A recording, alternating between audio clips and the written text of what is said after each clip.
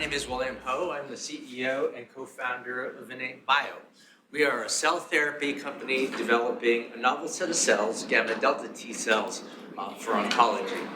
It's a unique time. I believe that coming into 2025 with the recent election, that it's an incredible time to get into biotech.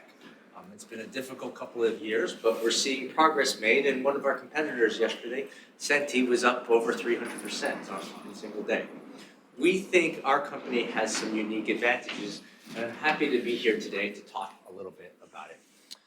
As I said, we are a gamma delta T cell company. We are focused on these particular unique cells. We are not a virtual company. This is actually our labs that are located down in Birmingham, Alabama. We are focusing on gamma delta T cells because they are unique. They have unique properties that allow them to communicate with all of our immune system. If you think about cell therapy, really the current generation of cell therapy started in 2014 with the IPOs of Kite and Juno. Investigators from the University of Pennsylvania and Memorial Sloan Kettering in New York City were for the first time able to take white blood cells out of your body, reprogram them, and put them into patients with leukemia. Some of these patients today, over a decade, remain in remission, are essentially functionally cured. I was on the investment side. I actually spent 17 years on Wall Street before starting the company. And it was at that time that I was trying to figure out, how do you go from these personalized medicines for leukemias towards off-the-shelf therapies for solid tumors? The companies Kite and Juno for the leukemia programs were acquired for a combined $21 billion. The market for solid tumors is 9 times bigger, and yet it's been challenging. We believe these gamma delta T cells provide a unique ability to allow them to target. A lot of people always ask us, how do you genetically engineer these cells? What are your targets? The reality is, in our own bodies, the gamma delta T cells are nature's CAR T cells. They're designed to attack foreign bodies, or most importantly, discriminate between what's healthy and what's dangerous. And I'm going to show you some data today that we presented as to why we think these are exciting cells. Importantly, I consider them the special forces of our immune system's army. The important part is not only are they effective killers, but ultimately they can communicate. They're the guy with the radio. They can call all the different parts of our immune system and bring in all the different armaments to attack the enemy. We have strong capabilities. Our scientific founder has been working in this area for over 30 years. And we're using these cells to achieve our mission of what we call cancer zero, the safe elimination of all cancer cells in all patients. This time of year, I actually like to show this slide. This is a little trinket. This was actually given to my scientific founder, Dr. Lawrence Lamb, in the mid-1990s, over 30 years ago. In the fall of 1996, he was at the University of South Carolina, and they were treating 6 pediatric girls. One of them and her mother gave him this wreath as a present about this time of year. Unfortunately, on Christmas Day, she died of her leukemia. And it was that experience that drove him to search for what was making a difference between those who lived and those who died. And he came up with the gamma delta T cell. We as a company are experts in gamma delta T cells. We are agnostic to the cell type. We can work with what they call the delta 1s, the delta 2s. We can create induced pluripotent stem cells, or iPSC-derived gamma delta T cells, the focus of companies such as Fate Therapeutics or Century. And very recently, we announced that we also have T-cell engagers, a hot area in biotechnology right now, and we will present additional data on our engager programs this spring at medical meetings. This is our pipeline today. We are currently focused on our leukemia program. Previously, we had a solid tumor program in glioblastoma. Unfortunately, given the market environment, in September, we announced that we are suspending the phase 2 trial because of its impact on our burn. We recently presented some data about 2 weekends ago at the Society of Neuro-Oncology. I'll show you some of that data. We're actively looking for investors and for potential partners to keep that going. But we'll go through some of our pipeline today. We have a deep comprehensive abilities in both solid tumors as well as the liquid tumors. But when I talk about solid tumors, this is actually the challenge. This is a glioma. The dark purple here are tumor cells. As you can see, there are billions of them.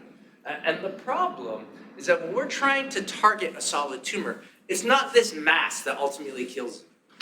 Reality is the surgeon's knife can remove most of that. If you look within that pink tissue, that's healthy tissue. Within, on the left-hand column, within that healthy tissue, you see the individual dots. Those are the tumor cells that ultimately remain behind, and they ultimately result in progression. And our challenge is always, how do we get those? How do we get those that are in the healthy tissue that are residual? And we believe the gamma delta T cells can do that. So IN8BIO, this is the data that we presented 2 weeks ago. It was an oral presentation. Only about 8 companies received presentations orally at the Society of Neuro-Oncology annual meeting. This is in frontline glioblastoma or newly diagnosed glioblastoma. So the patients are getting this therapy on top of their standard of care. All patients go through surgical resection. At that point, we insert a catheter into the brain. About 3 weeks there, henceforth, we take cells in which we manufacture. In this particular case, we're actually genetically engineering themselves so that they can combine with chemotherapy. One of the problems with conventional therapy is they might shrink your tumor, but they also destroy your immune system. If your immune system is destroyed, they can't respond to those residual stragglers. And what we're trying to do is to preserve that function, and we believe we do that. When they go into the maintenance therapy, it's about 6 months. Every month they go through a cycle of 5 days of chemo followed by a 23-day break. On the first day of chemo, we follow the infusion of chemo with our cells directly into the tumor's brain, or into the patient's tumor in their brain, with the thought that we can upregulate the immune response, but also drive our cells to seek out any cells that remain. The hypothesis was that if we can get to deeper responses or eliminate those cells that even if we can't see them, patients should go longer until they progress, and they should ultimately live longer. The standard of care, unfortunately, has not changed since 2005. Almost 20 years since the last drug was approved in glioblastoma. Patients generally die by about 15 months, and they progress at about 6.9 months. Very quick. When you're older, patients who are 65 and older, it actually occurs even faster. They progress by about 5 months. These are the 13 patients that we treated thus far in this phase 1 trial. It's a mix. This was a 3+3. Patients went from 1 in the first cohort to 3 doses to ultimately 6 doses. What we found is, and it makes sense, the more doses you get, the better you do. This was a mix of IDH wild type and IDH mutants. The IDH wild type patients do worse. MGMT unmethylated patients don't respond to chemo. They are particularly bad. And a mix of subtotal versus total resections. Subtotal resection means we couldn't get the tumor because of its location. They left a bunch of tumor in the brain. Those patients, as you can imagine, progress very quickly. In that one IDH mutant patient, this was actually presented recently. This got approved by the FDA this summer. Vorasidenib in the placebo cohort, in which they actually presented last week. The placebo cohort, the median patient relapsed at 11.1 months. In the updated data, 100% of the patients relapsed by 30 months. In this data, it's by 25 months. The drug arm, half of them relapsed by about 28 months.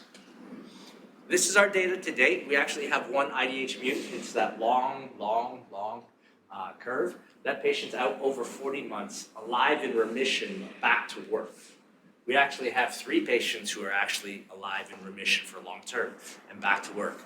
In the first dose cohort in blue, you can see eventually every single patient relapses and unfortunately passes of their disease. In the second dose cohort in purple, we have 2 patients who lived quite a long time. One remains alive at over 40 months. And in those patients who receive up to 6 doses, we still have 4 patients who remain alive. 3 of them in remission. Now, multiple patients across this trial remaining in remission longer than they should have been alive. We're quite excited about that when we measure median progression-free survival. The yellow line here is what the typical median progression-free survival is at 6.9 months. If we look at all of our patients across the board, it's at about 9.9 months, that light blue line. In just the patients who receive repeated multiple doses, it's at 12.4 months, the dark blue line. You can see it's getting longer with repeated doses. 2 of the patients during the peak COVID years in our trial in cohort 2 unfortunately died of anticoagulation issues. One had a heart attack and one had a pulmonary emboli. We now know with COVID that quite likely that could have been due to vaccine or due to COVID itself. If we eliminate the 2 who passed without progression of disease, we get to the purple line, getting well into where patients should have been alive for median progression-free survival. So we're pretty excited about that, but not only are we seeing patients living longer, we're also seeing that we can boost the immune system. The genetic engineering that we do are boosting the immune system. Here, on the left-hand side, you're looking at gamma delta T cells. On the right, it's just T cells. Broadly, the mustard color is the first dose cohort, a single dose. You can see that line just drops. The blue line is the second dose cohort with 3 doses. It's a little flatter, and the green line is above the normal range and completely flat. But most importantly, these are big tumors. This is one of our first patients that were treated. You can see the size of the tumor in this patient's brain. This patient was treated. It's actually our first patient that we ever treated. And what you can see here is that their brains and the tumors are filled with gamma delta T cells. Here we're staining for gamma delta T cells. On the top left, that's biopsy tissue when diagnosed. The purple are tumor cells. You're looking for brown as gamma delta T cells. There are none. On the bottom, again, this is at relapse 148 days after a single dose, and it's filled with cells. We actually confirmed that with a second patient who presented this last week. Again, at biopsy on the left-hand side, lots and lots of purple, very little brown. At relapse, this patient, you can see a significant increase in the amount of brown surrounding the little bit of alive tumor tissue, and it's surrounded by dead necrotic tissue. And very strikingly, you can see just the broad T cells. There are none when we first treat them, and then afterwards, they're filled with T cells. So we're quite excited about this. We'll provide updates next year at the American Society of Clinical Oncology. We believe for solid tumors, we're actually increasing progression-free survival, increasing survival in these patients, and we're showing with biomarkers that we're actually getting cells there. But right now, we're focused on our leukemia program, what we call IN8BIO. This is in patients with acute myeloid leukemia, or a bunch of leukemias, acute lymphocytic leukemia, chronic myeloid leukemia, acute myeloid leukemia, and myelodysplastic syndromes. This was the first observations that my scientific founder, Dr. Lamb, made. In 1990, he made the observation that in patients undergoing transplantation, those who had higher levels of these gamma delta T cells had 3 times the survival outcome. And so he spent the better part of 25 years trying to figure out how do you make this observation into a therapeutic? How do we expand these cells? How do we deliver them? And how do we try to help patients live longer? The concept was a transplant is a way to reset the bone marrow. When you have leukemia, your bone marrow, the stem cells themselves are producing leukemic cells. We need a reset, but ultimately 50% of the patients will relapse.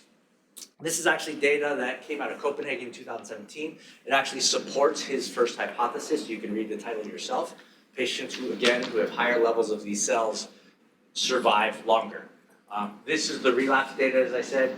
Even though I have a transplant, 50% of them are relapsing at 1 year because you have residual leukemic cells. All it takes is 1 cell to grow back, and then eventually you relapse. Our hypothesis was, can we give these gamma delta T cells so that they can hunt any residual leukemic cells? If they can continue to scavenge and put pressure on the tumor, then ultimately the patient should not relapse.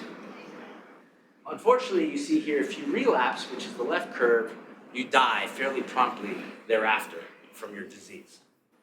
And so this was a trial being run at the University of Kansas. These patients were undergoing allo transplantation.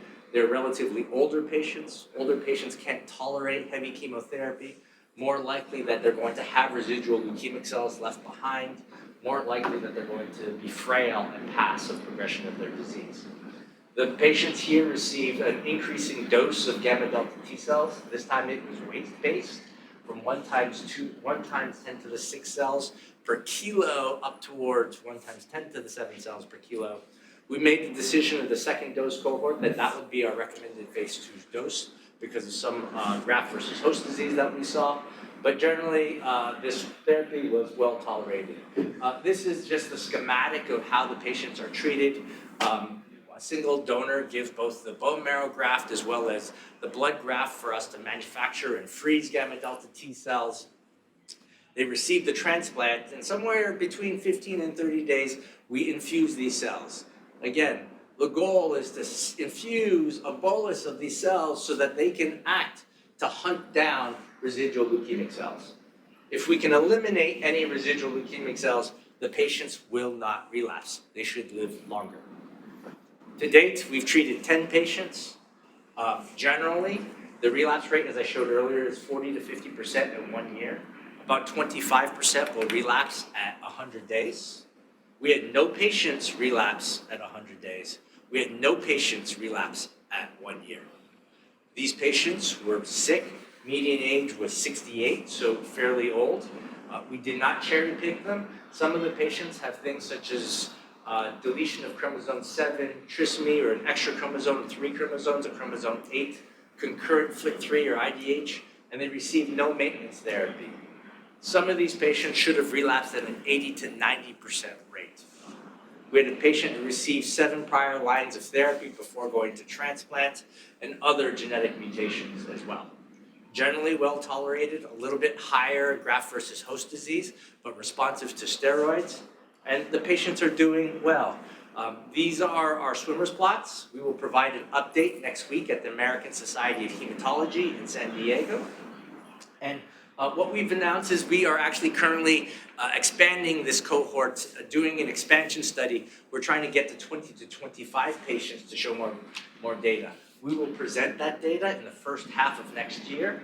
But as you can see here, we now have patients, multiple patients, out beyond 3 years in remission. We lost 1 patient, the second patient, to follow-up. After 3.5 years, she decided, I've had enough of coming into the hospital. I don't want to give any bone marrow. She actually moved to the mountains to resume her life and go skiing. And so that's the ultimate goal of cancer therapies. Far too often we find people say, I've shrunk the tumor. The reality is, you don't give a damn if you shrink your tumor if you die on time. The goal is how do we eradicate the residual tumors so the patients don't relapse and they can go on. In our first trial I showed you, 3 patients went back to work.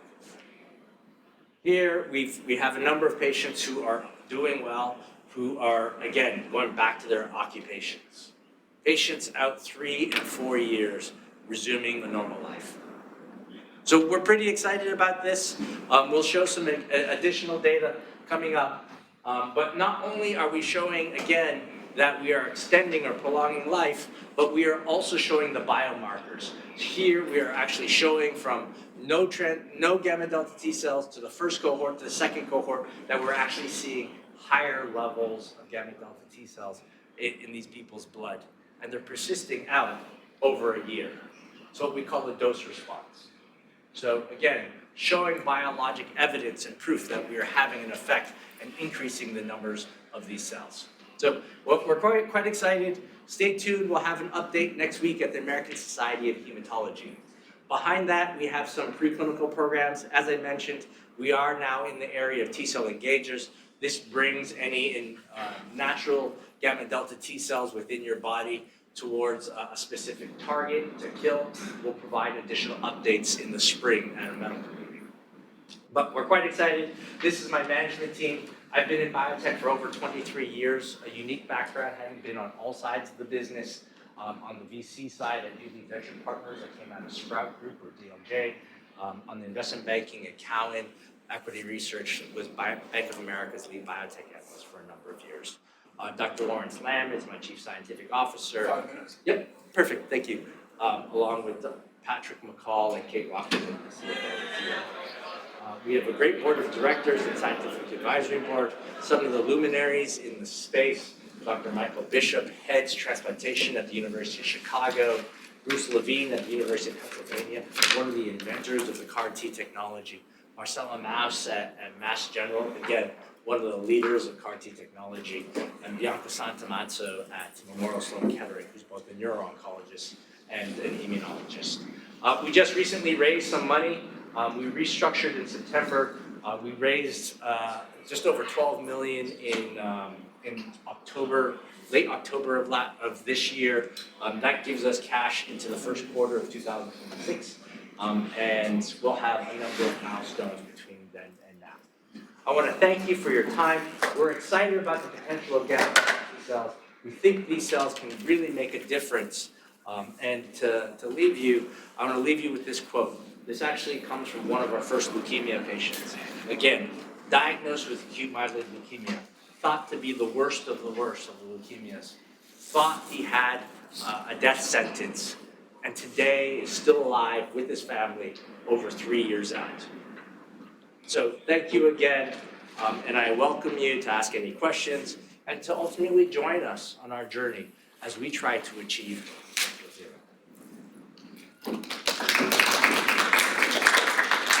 Any questions? You have 3 minutes. Yes? Does a killer cell die when it kills?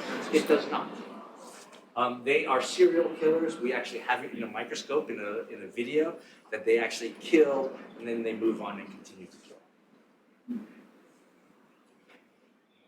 The really hard part about cancer is at the end of the day, it's our own cells. And your immune system needs to discriminate 2 cells that look identical on the surface, just one is growing faster than the other. And ultimately, that's the role of gamma delta T cell. They can discriminate those cells who are sick versus those who are healthy. Other questions? Look, I'll just make a comment. I think when I started, I said, I think we're in an exciting spot. I'll prognosticate a little bit. With the election coming through, I think it's actually a good time for biotech, especially for small companies like my own, where we are in these unmet needs. Unmet needs such as glioblastoma, where nothing's been approved for 20 years. I do think the regulatory burdens have the potential to change and will reduce the regulatory burdens. Vivek has talked about the requirement for 2 randomized control studies. I've actually known him for a very long time. And I think those burdens will come down.